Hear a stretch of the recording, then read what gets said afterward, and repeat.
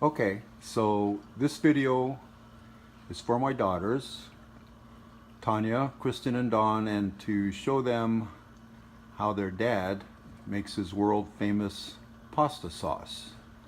The recipe comes from my grandmother. Lucky, you listening? Comes from my grandmother, down to my father, down to me, and hopefully they'll start making it because they like to eat it. So, Grandma and Dad came from the island of Korcula, and that's in the Adriatic Sea, just off the coast of Croatia, now Yugoslavia before. Anyway, what we're using today is we've got tomatoes. These were diced tomatoes.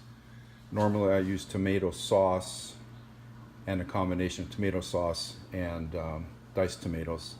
Didn't have any sauce, so I just used the Roboku and made this.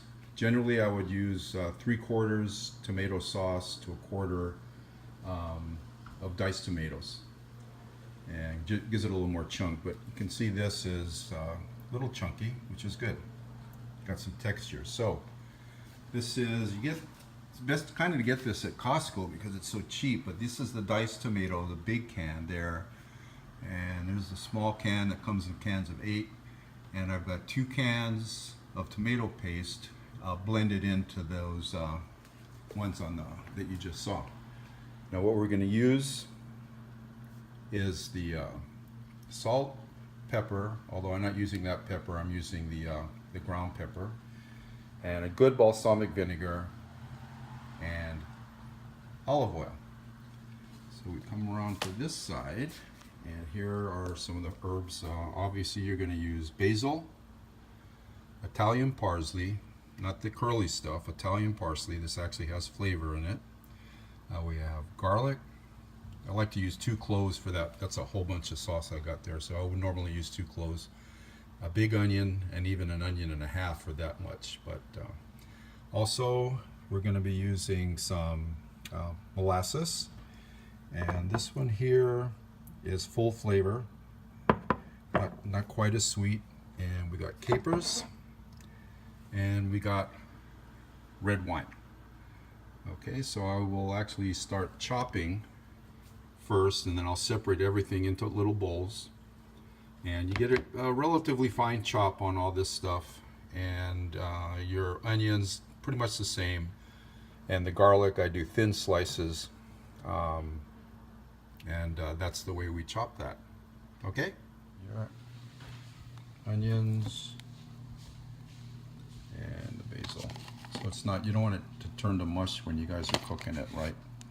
So that's that. Okay, just want to touch base with that. All right, so first we're going to get the olive oil going in here. You put a good amount, about that much. And I'm going to dump the onions in right now. You don't have to wait till it's heated up. The onions can go in. There you go. And I need to get our old wooden spoon and just start getting the oil all over those onions.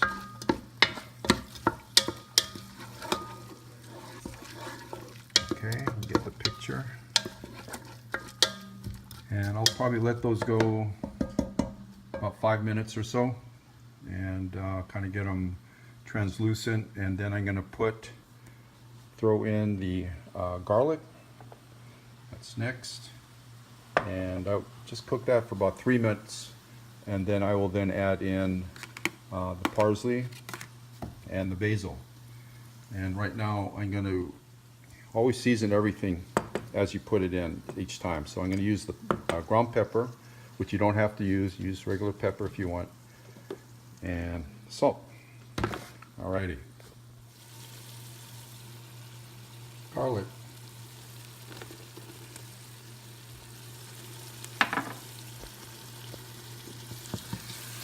Oh, and don't get the heat up too high. You want to destroy all your herbs here. So let's get those in there, mix them around for a few minutes.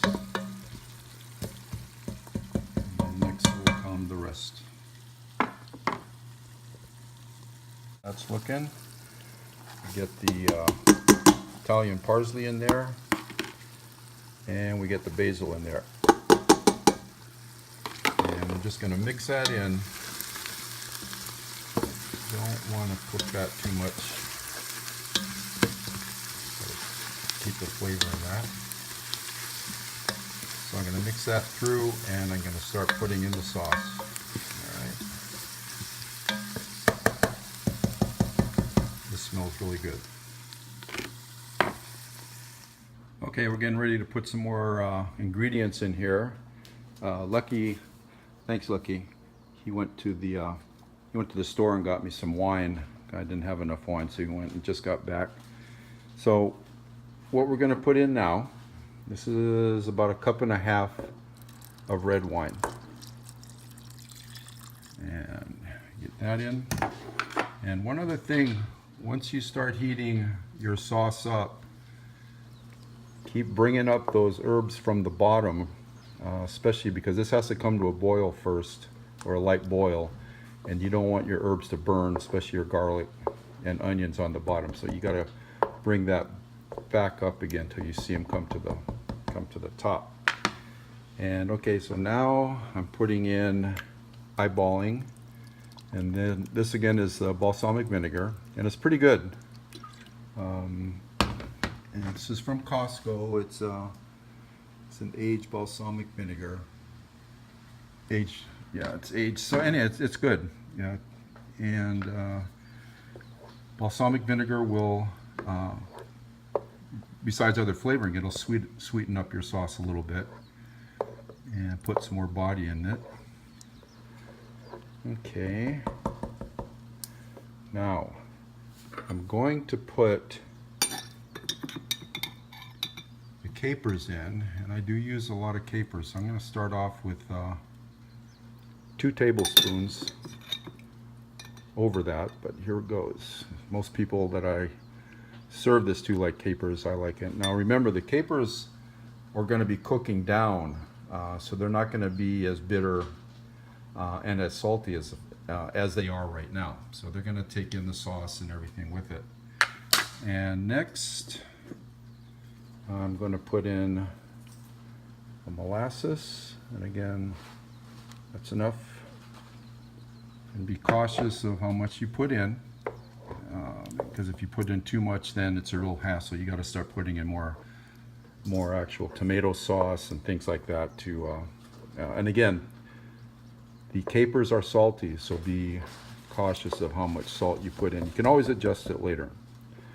And so we got that going. And now we're just going to wait. We're going to put this cover on, and you got to be around. You got to keep stirring this. It's going to start heating up. You need to get it to a mild boil, the heat wise, so that your tomato paste starts to work and tightens up the sauce a little bit, so it's not watery. Okay, that's about it for now, and we'll come back later. What do you say, Lucky? Well, that walk to the liquor store pretty much did him in, so I'll let him go to sleep now. Okay, we got a boil here, and what I'm going to do now is just give it a stir, and we're going to take it off the heat for a second. And now I'm going to put the cover on and get this down low, and in a second I'm going to put it back on the burner, and I'm going to take this cover and tilt it off like that, so it can steam out and so it doesn't get boiled again.